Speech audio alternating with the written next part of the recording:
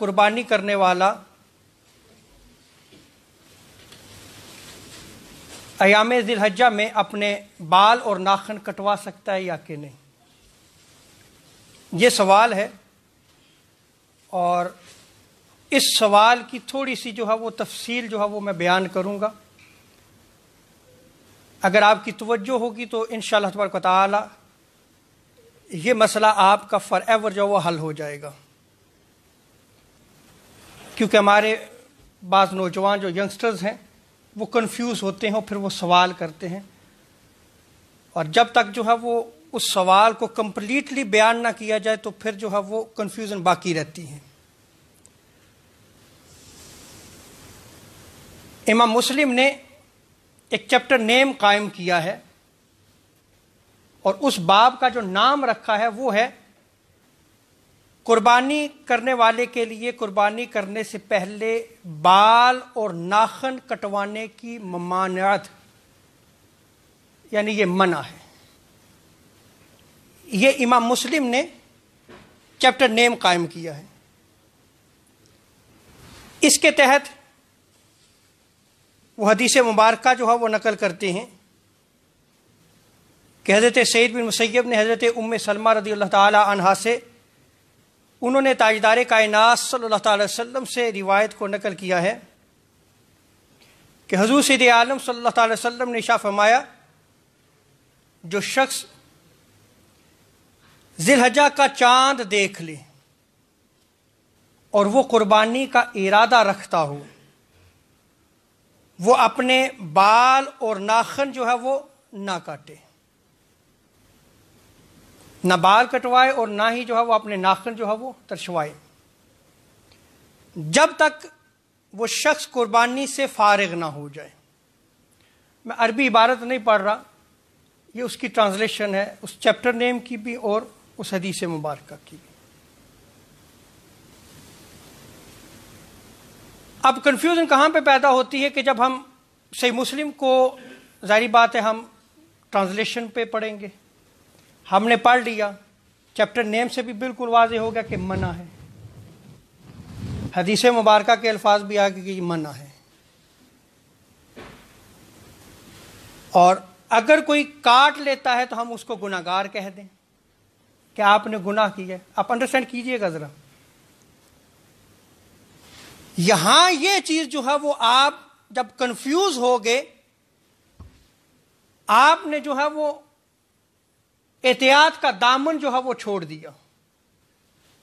یہ یاد رکھ لیں کہ جب شریعت اسلامیہ کا کوئی بھی مسئلہ ڈسکس ہوتا ہے تو یہ ایک پرسرات ہوتی ہے، اس میں بڑی احتیاط ہوتی ہے، احتیاط سے جو ہے اس مسئلے کو بیان کرنا چاہیے تاکہ کوئی کنفیوژن بھی پیدا نہ ہو اور اسلام کا حسن بھی قائم رہے۔ جب آپ نے یہ کہہ دیا کہ دیکھیں جی یہ تو مسلم میں بھی لکھا گیا ہے، چیپٹر نیم بھی ہے، حدیث مبارکہ بھی آ گئی، تو اگر کوئی بال یا ناخن کٹوا لیتا ہے تو یہ کیا ہے؟ یہ گناہ ہے۔ اس پہ جو ہے وہ شارحین نے کیا لکھا، پہلے صرف وہ پوائنٹ آف ویوز میں آپ کے سامنے رکھوں گا، پھر اس کے بعد جو ہے وہ احناف کا جو اسکول آف تھاٹ ہے میں اس کو نقل کروں گا۔ امام ابن ملقن نے التوضیح میں لکھا ہے کہ امام ابو ثور اور اہل ظاہر کا مذہب یہ ہے کہ جو شخص قربانی کرنے کا ارادہ رکھتا ہو اور ذی الحجہ کے دن داخل ہو جائیں تو وہ اپنے بالوں کو نہ کاٹے اور ناخنوں کو جو ہے وہ نہ کاٹے۔ آگے انہوں نے یہ بھی لکھا ہے کہ یہ اس کا عمل کرنا اگر وہ کاٹ لیتا ہے یا تشوا لیتا ہے یہ حرام ہے۔ یہ ابن ملقن نے نقل کیا۔ امام نووی نے شرح صحیح مسلم میں لکھا ہے کہ امام احمد بن حنبل، امام اسحاق کا بھی یہی جو ہے وہ نقطہ نگاہ اور مذہب ہے کہ ان کے ہاں بھی ایام ذی الحجہ داخل ہو جائیں تو پھر آپ ناخن بھی نہیں کاٹ سکتے اور پھر آپ نے بال بھی نہیں کٹوا سکتے، ان کا بھی یہی مذہب ہے۔ جبکہ بعض اصحاب شافعی کا بھی یہی مذہب ہے کہ ان کے ہاں بھی جو ہے وہ آپ بالوں کو نہیں کاٹ سکتے، ممانعت ہے، جبکہ امام شافعی اور ان کے اصحاب نے بال اور ناخن کاٹنا مکروہ تنزیہی قرار دیا ہے۔ یہ خود امام نووی الشافعی شرح صحیح مسلم میں لکھتے ہیں۔ تو آپ نے دیکھا کہ بعض علماء نے جو ہے وہ اس کو کاٹنے کو ممنوع قرار دیا، اور بعض نے جو ہے وہ اس کو کیا قرار دیا کہ یہ مکروہ تنزیہی ہے۔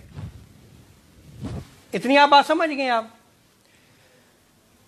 اب یہ یاد رکھ لیں کہ جو احناف کا اسکول آف تھاٹ ہے یہ بڑا محتاط ہے۔ ان دونوں، یعنی میں ابھی روایت نقل کروں گا، آپ دیکھیے گا کہ احناف کے مسلک میں دونوں احادیث پہ عمل ہوگا۔ جیسا کہ امام طحاوی نے شرح معارف الاثار میں جو ہے وہ نقل کیا ہے کہ بال اور ناخن یہ کاٹنا جو ہے گناہ نہیں ہے، وہ شخص جو قربانی دینا چاہتا ہے اور ذی الحجہ کے دن جو ہے وہ داخل ہو جائیں، کیا ہے؟ گناہ نہیں ہے۔ البتہ اگر قربانی کرنے والا شخص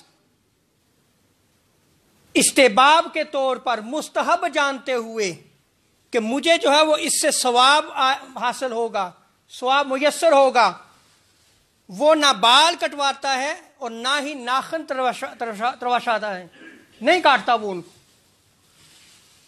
تو وہ ثواب کا حقدار ہوگا۔ کس کا حقدار ہوگا؟ اس سے ثواب میسر ہوگا۔ اور یہ قول جو ہے وہ امام ابو حنیفہ، امام ابو یوسف اور امام محمد کا ہے۔ تو آپ یہ دیکھیں کہ انہوں نے کیا کہا ہے کہ ہم اس کو جو ہے اگر کاٹ لیتا ہے تو گناہ نہیں کہیں گے،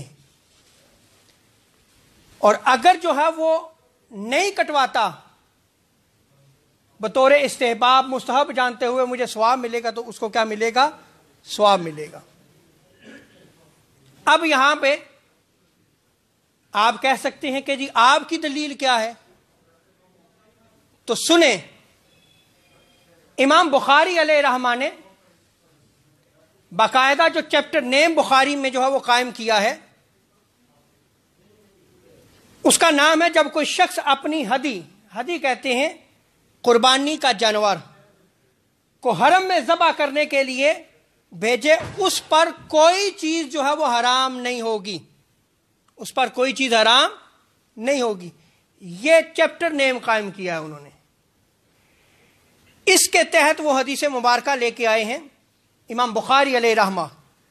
حضرت عائشہ صدیقہ رضی اللہ تعالی عنہا بیان فرماتی ہیں کہ تاجدار کائنات صلی اللہ تعالی علیہ وسلم اپنی جو ہے وہ ہدی یعنی قربانی کا جانور حرم جو ہے وہ بھیجا کرتے تھے، تو میں اس قربانی کے جانور ہدی کے ہار جو ہے وہ بنتی تھی۔ آقا علیہ السلام جب اپنی ہدی کو روانہ فرماتے تھے تو ہار پہنا کے جو ہے اس کو پھر روانہ کرتے تھے۔ تو سیدہ عائشہ ام المومنین کیا فرماتی ہیں کہ میں اس ہار کو جو ہے وہ کیا کرتی تھی؟ بنتی تھی۔